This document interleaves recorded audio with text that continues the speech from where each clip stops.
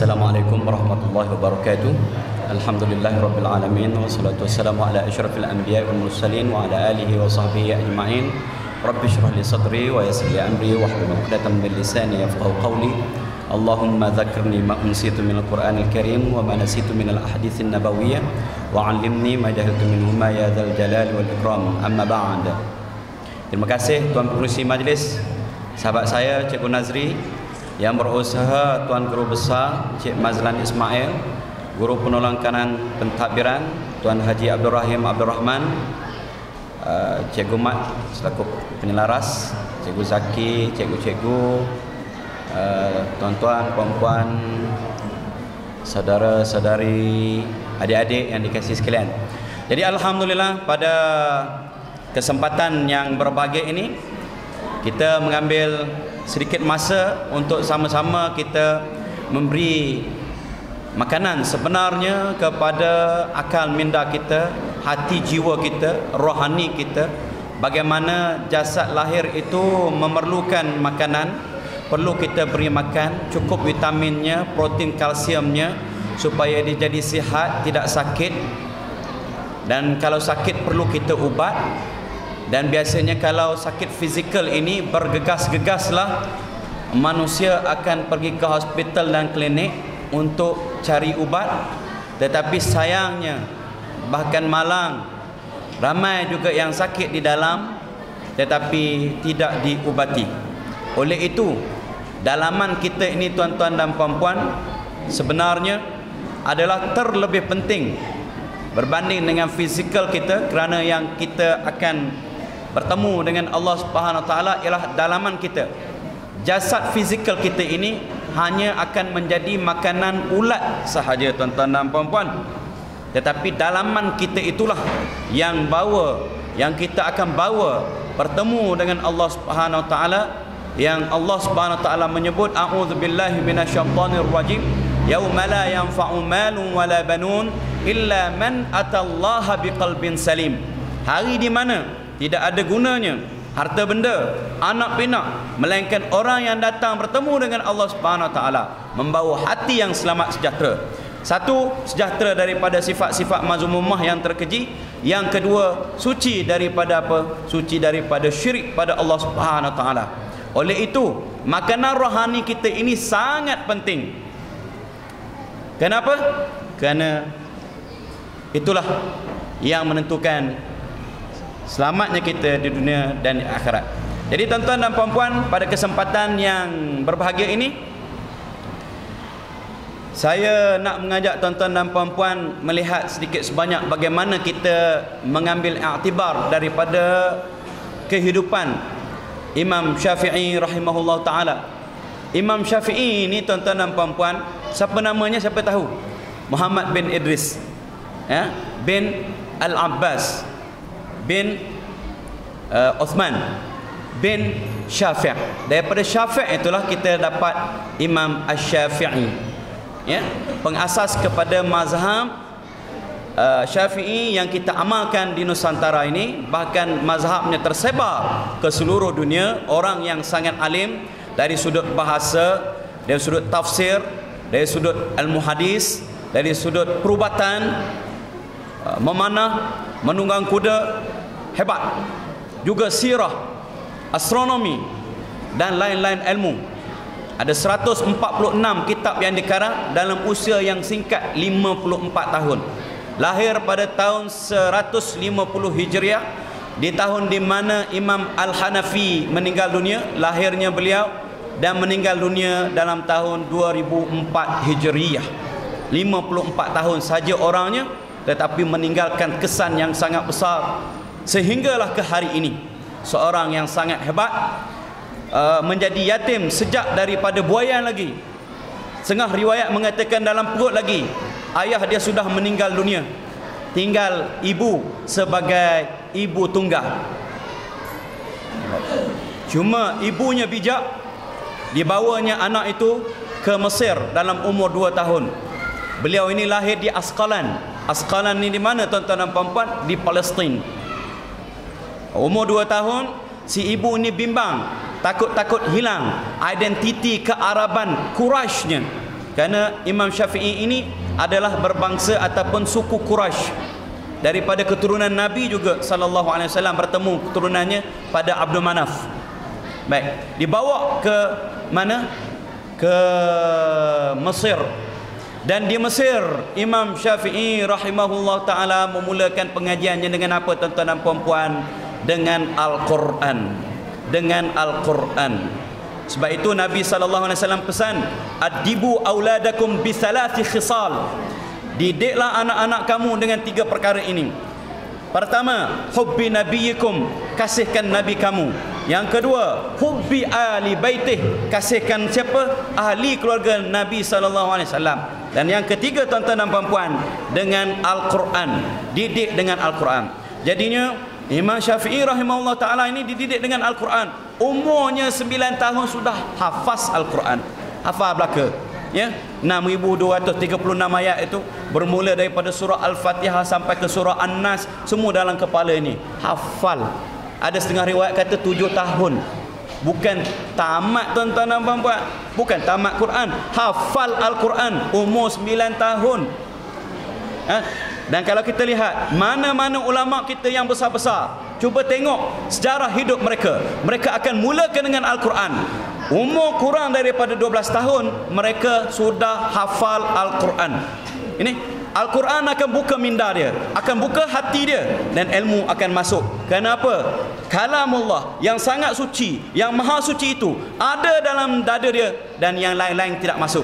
Tuan-tuan cuba tengok sekolah mana yang paling cemerlang? Imtiaz. Imtiaz mana? Imtiaz besut misalnya. Bagaimana mereka capai kecemerlangan akademik? Bermula dengan Al-Quran, tuan-tuan dan puan-puan. Ini penting, diajar Al-Quran. Jadinya ibu Imam Syafi'i ini ibu tunggal. Miskin orangnya Imam Syafi'i, yatim, tetapi tetap berjaya. Sehingga kan Imam Syafi'i ini tidak ada duit, dia menggantikan guru dia. Bila guru dia tak ada, dia ganti. Untuk apa? Untuk cover yuran. Dan selepas itu dia menghafal hadis, tuan-tuan dan puan-puan. Belajar hadis pula. Dia tak ada duit, dia pergi pinjam kitab Al-Muwatta' oleh Imam Malik, kitab yang paling sahih pada waktu itu. Saya nak tunjuk, tuan-tuan dan puan-puan, kitab Muwatta' tu.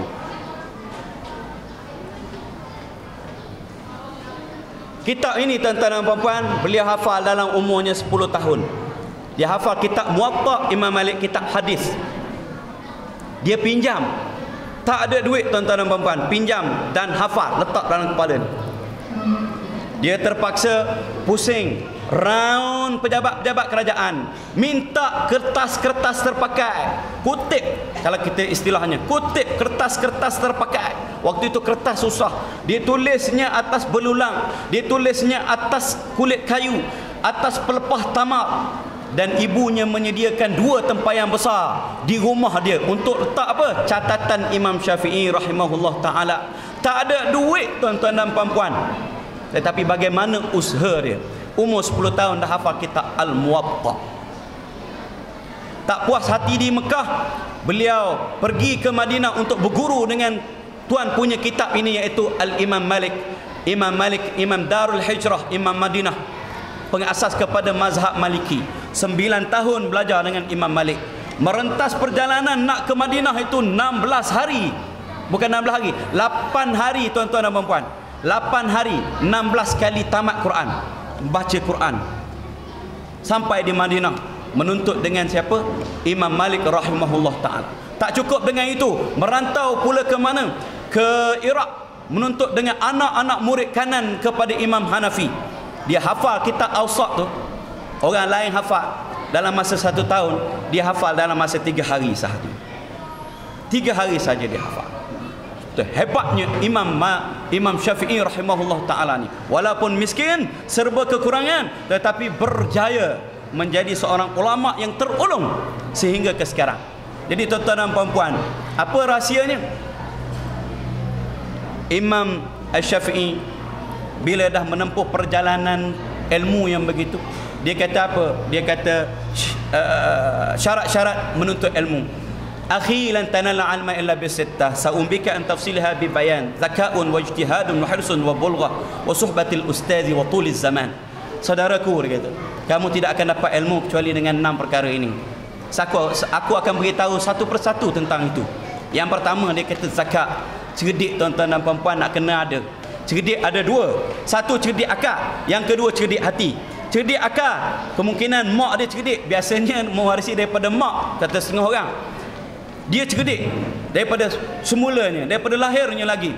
Yang kedua, dia cerdik hati. Saya kenal secara peribadi tuan-tuan dan puan-puan, ada yang terkebelakang di sekolah tetapi dia hafal Quran. Dia hafal Quran. Hati dia terang. Cerdik hati. Itu yang kita nak kena jaga. Cerdik sini nak kena jaga makan dia tuan-tuan dan puan-puan. Vitamin B sangat penting. B6 dan B12. B kompleks. Untuk apa? Untuk memori. Makanlah ke kacang.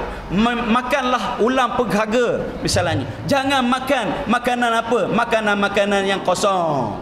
Tak kira lah nak sebut nama nanti dia orang saman saya. Tapi nanti dia panggil jajan ke Kak Jah? Jajan-jajan, tak kira lah jajan hak berwarna, hak berperisa, semuanya akan melemahkan otak dan menyebabkan kanser. Pastikan anak-anak kita jangan makan hak tu. Minuman bergas, nanti rosak buah pinggang dia. Sebelum rosak hati dia, rosak buah pinggang dia. Jadinya terjejas sudut itu. Makanlah. Minum susu. Cuba tengok Imam Syafi'i rahimahullah ta'ala. Dia tak pernah makan jajan. Dia tak pernah makan apa? Dia tak pernah minum air gas tak. Dia makan kurma. Kerana 10 tahun Imam Syafi'i duduk di perkampungan Bani Huzail untuk belajar bahasa Arab. Satu lagi, ulama ni dah akan mulakan dengan bahasa Arab. 10 tahun berada di perkampungan Badui, kampung perdesaan Bani Huzail. Dia makan apa? Dia makan kurma dan dia minum susu segar. Susu segar bagus untuk otak. Saat ni sekarang tak ada susu segar. Kat arah mana kat arah? Ada jual lagi susu kambing. Baik. Minum susu tepung pun tak apalah. Jangan minum hak yang tu, yang berperisa, berwarna dan sebagainya. Itu makan kurma, makan ke kacang, pesta syok, badam kena tuan-tuan, badam apa ni kakak-kakak macam makcik tak kenal lah badam. Lelaki ni kadang-kadang tak kenal badam, pasal kuih tinggal 2 je kuih. Gotu dengan goni. Pergi bazar Ramadan, bagi kuih gotu, bagi kuih goni. Gotu, goni. Kuih tinggal 2 je. Baik kuih bulan Ramadan, baik kuih bulan Syawal. Tak? Ni. Badam. Hak tu. Yang kedua, saya nak pesan tuan-tuan dan puan-puan, jaga dari sudut kebersihan.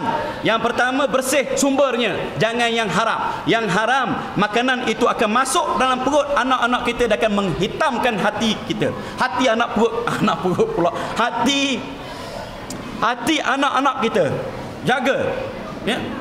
Yang kedua, jaga kebersihan, kesuciannya. Jangan bagi hak najis masuk dalam perut anak kita ini. Telur kena basuh puan-puan dan puan-puan. Tuan-tuan tak biasa tak? Tuan-tuan pun kadang-kadang kena jaga juga.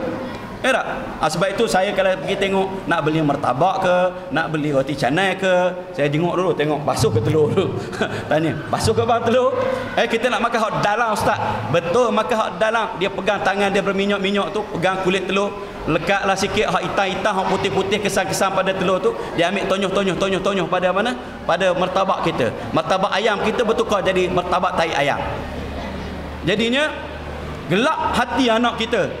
Pastikan bersih dari sudut sumbernya, bersih dari pengurusannya, supaya hati kita ni cerah. Kalau otak anak kita ini tidak secerdas orang lain misalnya, tetapi hati dia cerah, insya-Allah. Kerana sumber ilmu itu tuan-tuan dan puan-puan bukan semata-mata pada kekuatan otak, tetapi juga kekuatan hati, kecerahan hatinya. Ittaqullah yu'allimukumullah. Allah kata apa? Bertakwa pada Allah, Allah akan ajar kamu. Kita bertakwa, taat, patuh pada Allah Subhanahu Wa Taala, hati anak kita ni akan suci, cerah, insya-Allah boleh mendapat ilmu. Siapa sumber ilmu tuan-tuan dan puan-puan? Allah Subhanahu Wa Taala. Jadi kita nak pesan, jaga sumber ilmu ini, adab-adabnya. Kalau kita tengok Imam Syafi'i rahimahullah taala ni, dia berguru dengan Imam Malik tu, duduk depan Imam Malik tu tuan-tuan dan puan-puan, dia buka kitab ni lambat-lambat. slow-slow. Dulu maklumlah kertas tebal. Dia takut kalau buka kuat-kuat bunyi gini, mengganggu guru dia. Dia buka pelan-pelan, jaga adabnya. Ada seorang anak murid Imam Syafi'i yang menjadi terkenal juga, iaitu Imam Ahmad Ibnu Hanbal, pengasas kepada mazhab Hanbali. Tuan-tuan tahu. Jadinya Imam Ahmad Ibnu Hanbal ni kata apa? Dia kata, wallahi aku tidak pernah menunjurkan kakiku ke arah rumah Imam Syafi'i. Rumah Imam Syafi'i itu, tuan-tuan dan puan-puan, selang berapa buah rumah. Dia tak ulur kaki ke arah rumah dia. Arah kiblat apatah lagi, arah yang paling mulia. Arah rumah Tok Guru pun dia tak tunjuk kaki. Jaganya adab. Itu kita pesan tu, adab dengan ilmu. Adab dulu baru ilmu. Ij'al adabaka daqiqan waj'al ilmaka milhan. Jadikan adab itu tepung dan jadikan ilmu itu milih, garam. Tepung dengan garam mana banyak, kita buat cekodok. Tuan-tuan dan puan-puan, tepung dengan garam mana banyak. Baik, tu dia. Sebab itu kita tunjuk. Ni kadang-kadang tuan-tuan tak mahu cakap lah, kita ada duduk depan kaki tunjuk. Bila berjalan ni tuan-tuan, dulu kita diajak adab ni, tunduk tangan bawah ni. Nak lalu belakang pun buat gitu juga. Tumpang lalu makcik, tumpang lalu pakcik. Pakcik tengok Allah berjurunya, budak ni kenal kita nak buat menantu.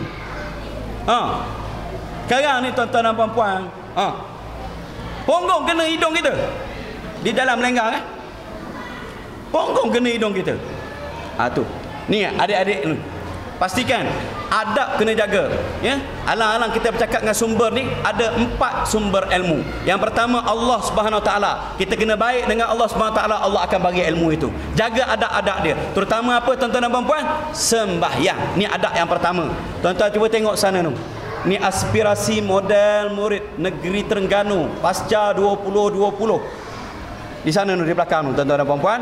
Pandai solat. Di belakang tu apa ni lagi tu? Pandai Al-Quran. Ada 9. Wahid, Senin, Selasa, Arba'ah, Khamsah, Sittah, Sab'ah, Samanah, Tis'ah. Ada 9. Aspirasi tu 2. Pandai salat, pandai Al-Quran. Jaga adab dengan Allah Subhanahu Wa Taala, Allah akan bagi ilmu itu insya-Allah. Pasal apa? Dalam surah Al-Mu'minun Allah Subhanahu Wa Taala sebut tentang kejayaan orang-orang yang beriman. Qad aflahal mu'minun, ayat 1. Ayat 1. Ciri yang pertama, alladzina hum fi salatihim khashi'un, yang khusyuk dalam ayat. Dan ciri yang ketujuh, ada 7 ciri. Ciri yang 7 dan terakhir, walladzina hum an salawatihim yuhafizun, yang menjaga sembahyang dia. 2 kali Allah SWT sebut tentang sembahyang. Sebab itu bila kita dengar azan, hayya 'alas salah, mari sembahyang. Hayya 'alal falah, mari kita menuju kejayaan. Tidak ada kejayaan tanpa sembahyang, tuan-tuan dan puan-puan. Dalam kitab Al-Kabair oleh Imam Az-Zahabi ada 70 dosa-dosa besar. Dosa besar meninggalkan sembahyang, antaranya ialah dia kata apa? Di atas muka bumi ni kehidupan dia susah. Wa man a'rada an zikri fa inna lahu ma'isyatan dhanka. Sesiapa yang berpaling daripada mengingatiku, itu sembahyang, fa inna lahu ma'isyatan dhanka, maka sesungguhnya dia mendapat kehidupan yang susah. Tuan-tuan dan puan-puan, susah di dunia ini, dicabut cahaya keimanan daripada muka dia, doa dia tidak didengar oleh Allah SWT. Bahkan orang yang mendoakan pun doa itu tidak terima. Marilah Pak Imam, marilah Ustaz, marilah mungkin Tok Wali dan sebagainya, doakan untuk dia suruh berjaya, Allah SWT tak terima. Pasal apa? Dia tak sembahyang. Baik itu kena sembahyang ni jangan tinggal. Kita masuk kelas, saya akan tanya soalan yang pertama, alladzina sallau al-fajra fi hadzal sabah falyajlisu. Siapa hak sembahyang saja duduk pagi ini setiap kali saya masuk. Tapi ada tuan-tuan dan puan-puan tak mahu cakap lah, tiap-tiap kali saya masuk, saya masuk kelas dia 2 kali seminggu, dialah hak tak gosok gigi, dialah hak tak sembahyang, dialah hak tak bawa buku. Soalan kedua, bukan soalan, alladzina nasafu asnanahu fi hadzal sabah falyajlisu. Yang gosok gigi duduk, dia juga. Alladzina andahum dafatir khassah, siapa yang ada buku log falyajlisu, duduk, dia juga. Allahu Akbar. Saya pun tanya, saya nak buat apa ni? Ustaz nak buat apa dengan awak ni? Tuan-tuan dan puan-puan, jadi kena pastikan kita tak mahu ada hak tak mayang mari sekolah ni. Nanti Allah SWT murka, kemurkaan itu tempias pada kita-kita semua. Sembahyang, tuan-tuan dan puan-puan. Yang kedua, sumber kena jaga. Quran, kitab. Kitab itu sumber ilmu. Kena hormat tuan-tuan dan puan-puan kitab ni. Walaupun kitab kena letak tempat tinggi. Jangan bagi anak-anak kita campak-campak je beg. Campak beg. Kena jaga. Jangan pijak, jangan langkah. Lagi-lagi Quran jangan letak sama dengan punggung, sama dengan kaki kita. Letak tempat tinggi. Jangan letak sebarang objek di atas itu. Hormat kepada sumber ilmu. Utamanya Al-Quran kalamullah. Dulu kita diajar, ni bawa gini, bawa gini. Bila baca Quran gini, pucuk pula, peluk pula. Letak tinggi pada pusat. Kita lapik dua, double bantal. Menjaga kehormatan Al-Quran. Sumber ilmu yang terbesar Al-Quran. Hadis juga sumber ilmu, kena hormat. Buku-buku juga sumber ilmu, kena hormat. Ni adik-adik ni, kena hormat, baru dia ada berkat. Yang ketiga, mungkin yang kedua kita sebut patutnya, guru. Guru adalah sumber ilmu, kena hormat, kena jaga adabnya. Baik. Dan yang keempatnya tuan-tuan dan puan-puan,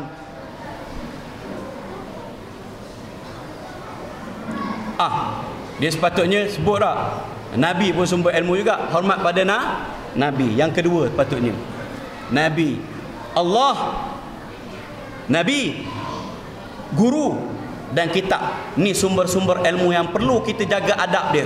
Dengan Nabi SAW, antara adab dia, kita kenal, kita kasih, kita cinta, kita rindu, kita ikut, kita bela, kita sampaikan ajaran dia. Yang terpenting kita amalkan ajaran dia. Ini adab dengan Nabi SAW.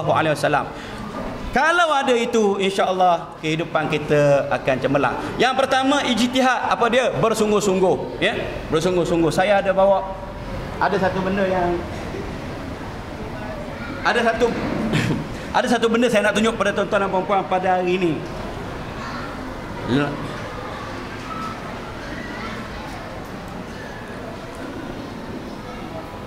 Apa ni? Apa ni? Nyokomeng.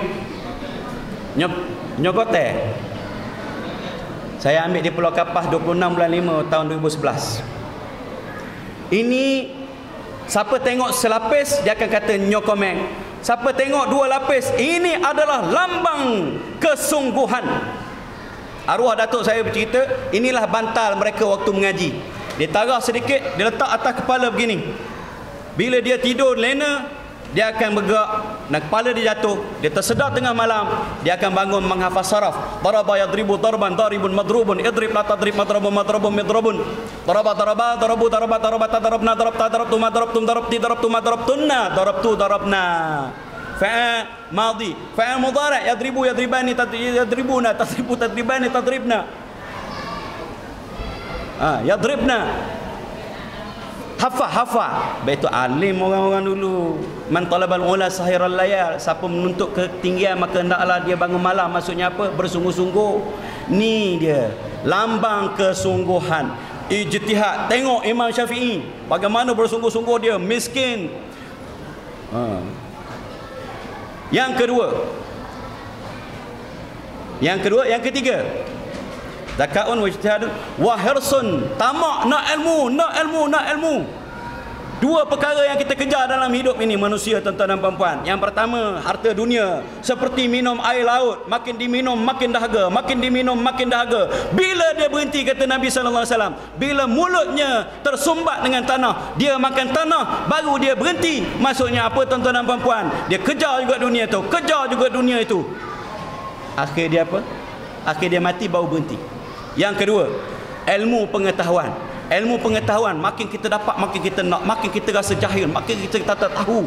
Kejar juga. Kalau ilmu, Nabi SAW sebut, al-mu'minu la yashba'al mu'minu min khairin hatta yakuna muntahahul jannah. Seorang mukmin itu tidak akan pernah kenyang daripada kebaikan, iaitu ilmu pengetahuan, sehinggalah akhirnya dia masuk syurga.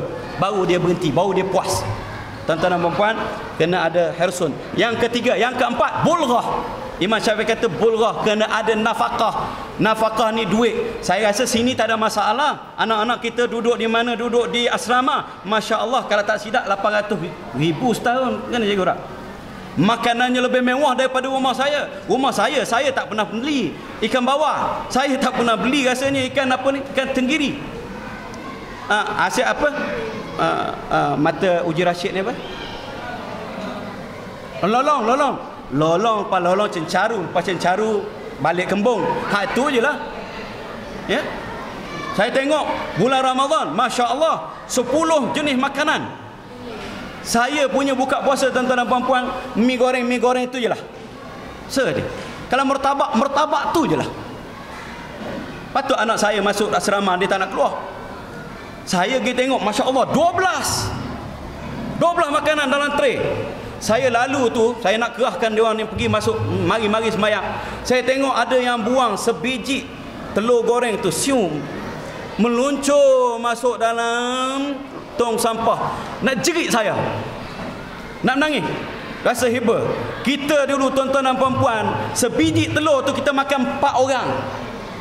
Sebiji telur tu kita makan 4 orang. Anak-anak kita buang sebiji telur dalam banyak, mewah, tidak ada masalah. Ya. Masalah kalau tak ada. Saya pengalaman lah, tuan-tuan dan puan-puan, duduk 10 tahun di luar negara, duit tak ada, anak peneroka Felda. Saya anak orang miskin, beruk gigi pun tak ada. Cuma saya gosok gigi juga, tuan-tuan dan puan-puan. Saya cek anak-anak murid ni, siapa yang tak gosok gigi? Tak ada beruk gigi, gosok dengan kain. Dulu saya gosok dengan kain, dengan tuala bersih lah. Keluar tak sarapan, untuk hilangkan bau mulut, saya kunyah telan tu, putik jambu, pucuk jambu batu tepi rumah, untuk hilangkan bau mulut. Tapi alhamdulillah bolehlah juga belajar. Mula daripada sekolah rendah pergi ke sekolah menengah 8 tahun, habis Nawi 4, pergi Pakistan 4 tahun, pergi Jordan 6 tahun, balik sambung di Nilam Puri. Habis saat lepas sambung di Nilam Puri, sambung pula di mana, di IPG Sultan Mizan. Tapi ni, tuan-tuan dan puan-puan nak cerita, stres tak stresnya, duit tak ada. Kita minta tangguh dengan Senat Universiti kata boleh tangguh sebelum periksa. Mari periksa, duit tak ada lagi. Kita tangguh lagi, dia kata lepas periksa kena bayar, kalau tidak tak keluar keputusan. Periksa, duit tak ada lagi. Lepas periksa, duit tak ada lagi nak bayar. Tarik ni, tuan-tuan dan puan-puan, 7 helai lekat. Sekali tarik, ni botak ni, kepala ni. Pasal apa? Stres. Anak-anak kita tu nak sangat tengok kepala saya. Mereka tunggu dulu dekat tu. Tengok saya, bila saya buka topik keledar, mereka nak tengok kepala ustaz botak.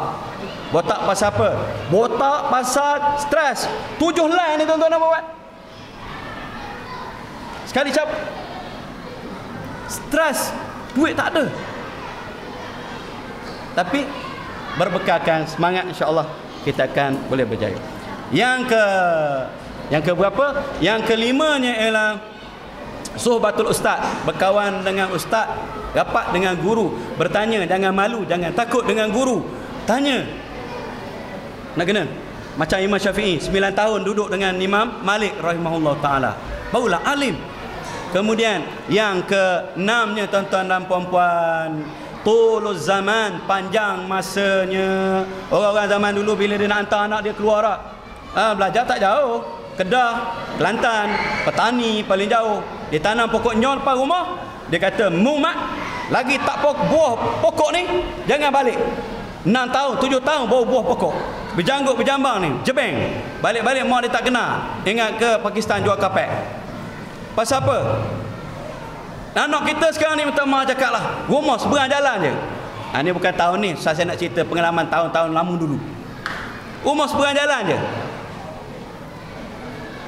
Ustaz, kalau ustaz tinggal ke mak ustaz macam mana? Jerit dah. Ustaz pinjam telefon. Rupa-rupanya saya tu dah 3 kali. Orang ketiga dah dia pinjam telefon hari tu. Nak telefon ke mak dia. Nak balik, nak kelik. Laki ke perempuan ni? Adik-adik laki ke perempuan ni? Teka. Ha? Laki. Ya Allah. Ustaz dulu duduk luar negara 10 tahun, sekali je balik.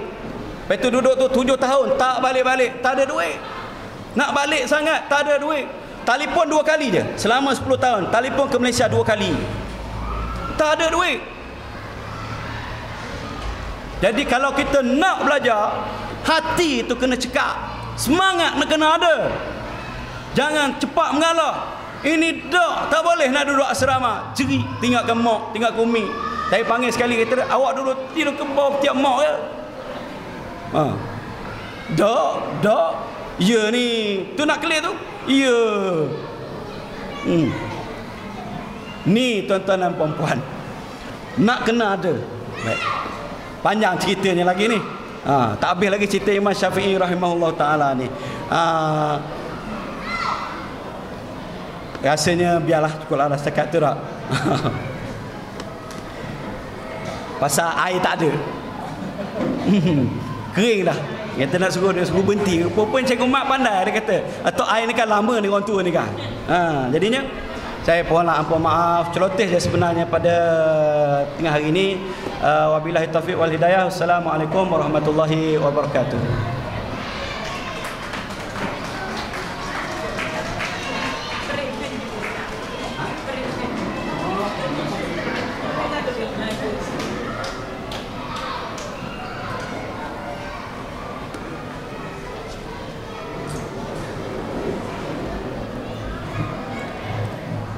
Waalaikumsalam warahmatullahi wabarakatuh. Terima kasih Ustaz. Itu dia Ustaz Ridwan yang